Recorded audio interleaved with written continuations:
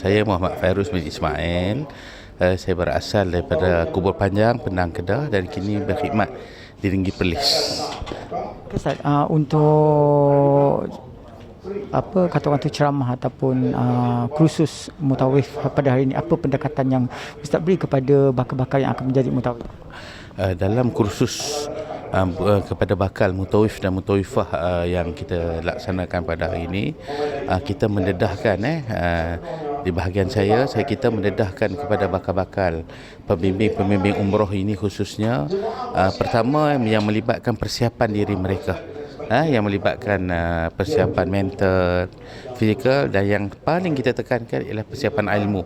Kerana bila mereka memilih untuk menjadi tour leader ataupun pembimbing umrah, mereka mesti berpengetahuan perkara yang berkaitan dengan hukum hakam ibadah dan situasi yang berada di sana. Itu penekanan pertama yang kita sebut. Yang kedua, persiapan dalaman mereka menghadapi karena dan cabaran yang akan ada di sana. Maka kita dedahkan kepada mereka sifat-sifat penyabar, boleh menyelesaikan masalah dan sebagainya, selain daripada pembentangan berkaitan dengan hukum hakam umrah itu sendiri. Okey, Ustaz, apabila kita lihat pengalaman Ustaz ramai yang dengan mutawif, so kebanyakan yang kejadian yang berlaku normal untuk yang tak disedari, yang walaupun benda itu kecil tapi dia akan menjadi masalah besar jika tak ditangani. Apa masalah-masalah yang akan tiba pada mutawif ni kalau tidak dibimbing daripada awal sebelum menjadi mutawif? Sama saja, sama ada pada jemaah umrah kita ataupun pembimbing sekalipun. Isu yang common berlaku ialah mereka sama ada kosong ataupun berlaku salah faham, atau yang ketiga sekadar ikut-ikutan. Dalam bahasa agama kita panggil taklid, ikut je orang buat. Kerana apa? Kerana dia tidak mengikuti proses bimbingan umrah untuk pergi mengerjakan ibadah berkenaan. Sedangkan umrah ini perkara bukan rutin harian kita, tak seperti mana solat ini rutin harian. Dan kita biasa tengok di masjid surau dan sebagainya. Tetapi umrah ini ibadah yang mungkin saya sebut jarang-jarang kita pergi. Cuma semangat, keterujaan, eager di kalangan masyarakat ini untuk pergi, bagus. Cuma kita nasihatkan mereka belajar. Ada yang isu hatta bukan isu umrah, mereka pergi sana mereka terpinga-pinga solat jamak dan kosong. Kenapa? Jarang buat. Tiba-tiba melalui musafir yang jauh perlu dilaksanakan. Satu.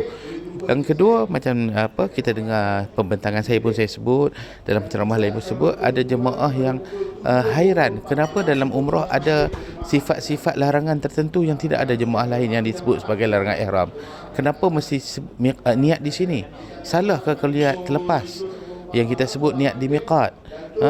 Dalam fiqh kita, bila melepasi miqat, dia wajib berniat, tetapi dia sudah wajib ataupun perlu membayar dam dengan syarat-syarat dia lah. Maka benda ini boleh diselesaikan, boleh kita kata seseorang jemaah itu, apatah lagi yang nak bimbing orang, selesai dengan dia mendalami, dia menguasai perkara ini dan akhirnya dia nampak bagaimana view perjalanan umrah. Maka perkara-perkara kesilapan yang kecil ini ataupun common ataupun kebiasaan kesalahan yang berlaku ini dapat kita selesaikan, insya-Allah. Okey Ustaz, apabila bengkel-bengkel begini dia diadakan kepada terutama mutawif ataupun bukan kata jemaah saja, yang ini kita orang yang nak mengendalikan jemaah ini. So anggaran tanggapan Ustaz, berapa lama yang seharusnya mereka mengendalikan kursus ini baru mereka betul-betul faham untuk mengendalikan jemaah dengan sempurna? Pada pandangan saya, perkara ini tertakluk kepada latar belakang seseorang mutawif itu sendiri. Sekiranya background atau latar belakang dia seorang yang sudah memiliki, kita kata latar belakang pendidikan, proses pengajian dalam bidang agama sebagai contoh yang telah agak baik, mungkin dia hanya perlu mendalami. Kalau dalam bentuk kursus ini, kita tak boleh sebut sebagai tafakuh lah, benar-benar menguasai sentuhan-sentuhan yang akhirnya mengajak mereka ataupun memaksa mereka untuk belajar lagi. Tetapi pada pandangan saya, mereka perlu mengikuti beberapa proses kursus ini. Saya mungkin tak boleh nak sebutlah 3-4 kali, tetapi atas diri jemaah ataupun mutawif itu sendiri, mutawifah itu sendiri, dia yang perlu akhirnya berdasarkan dia menyedari apa yang ada dalam dada dia. Dia yang kena sedar. Kalau dia sekadar semangat tapi dia pada masa yang sama tak menyedari bahawa ilmu tak ada, maka ini yang kita bimbang. Sebab dia mungkin boleh cari ramai jemaah dia bawa, tetapi kerana kekosongan itu berlaku kesilapan.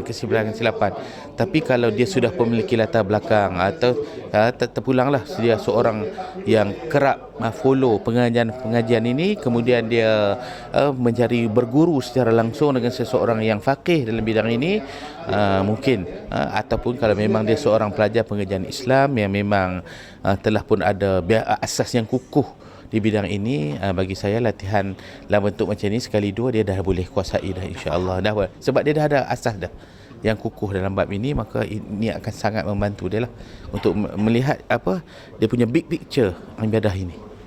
Okey, Ustaz, akhir sekali mungkin nak beri nasihat sikit pada yang di luar sana untuk menjadi mutawaf kan. So apa nasihat Ustaz? Kepada pendengar-pendengar ataupun kepada semua yang mendengar yang berhasrat untuk menjadi seorang pembimbing umrah, yang kita panggil mutawifah, persediaan ilmu sangat penting. Saya mengajak kepada yang berminat untuk membawa jemaah ke Tanah Suci, kena ingat ke Tanah Suci itu atas destinasi ibadah. Maka kita kena persiapkan diri kita dengan ilmu, persiapkan diri kita dengan persiapan dalaman. Jangan malas untuk belajar, jangan malu untuk bertanya, jangan berkira-kira untuk cari orang yang boleh menambah ilmu kita dan bimbing kita. Itu sebahagian kecil lah daripada perkara untuk kita menjadi seorang pembimbing umrah. Kita mungkin ada skill bercakap, kita mungkin ada skill memujuk, kita mungkin ada kemahiran-kemahiran yang lain, tetapi ibadah umrah kekal ibadah. Dia ada hukum di situ, hukum agama maksud saya. Maka penguasaan atas hukum agama itu penting supaya kita dapat bimbing mereka melaksanakannya sah, mengikut panduan hukum yang sepatutnya dan memberi kesan kepada pembinaan kemanusiaan dan kehambaannya pada Allah Subhanahu Wa Taala. Wallahu a'lam.